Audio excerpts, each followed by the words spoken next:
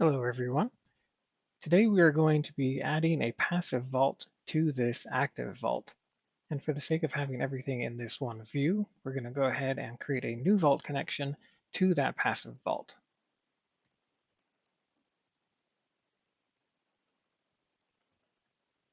And the credentials do match between the two of them, so I'm going to go ahead and use the Windows authentication to connect to it.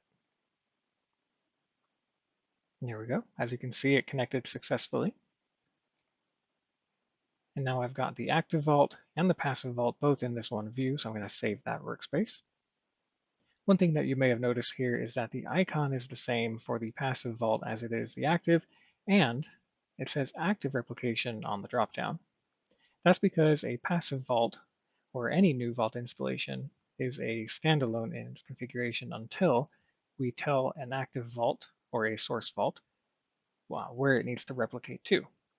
So to do that, we're just going to click here to active replication and configure. The passive vault address goes right here. And if you haven't already opened up the firewall ports on that passive vault, they're listed here again. Okay, so we've got all the credential information entered here, and then we're going to go through these other tabs just to review what's in those. We do want to make sure to enable over-the-wire encryption here just for the sake of security. And for our environment, we're going to be using all available bandwidth. If for your scenario you do need to limit that bandwidth, you can select that here and change up the bandwidth needs for all day or limit it between certain days and times, but in general, we'll want to have it selected to use all bandwidth. The other part of this is the schedule. If you did not want to have this replicating during business hours, you could come in here and say that I only want it on certain days, and then to kick off that replication, say 10 p.m. at night, and that way it's not going to be using up any limited bandwidth that could be at a location.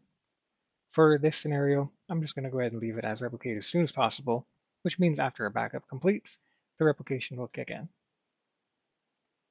Now, failover is how that passive vault will see back to the active vault. And assuming that the credentials are the same in both, you can just leave that here. If these are on different sites and the credentials are going to be different on purpose for any security reasons, just go ahead and uncheck here and fill in these boxes as appropriate. As a side note here, you will want to make sure that from your passive vault back to your active vault has ports 2547 and 12547 open, so in the event of a failover, it can be able to replicate back to the active vault without any issues there. Now that we've gone over all of those tabs, I'm going to go ahead and click OK to get that configured.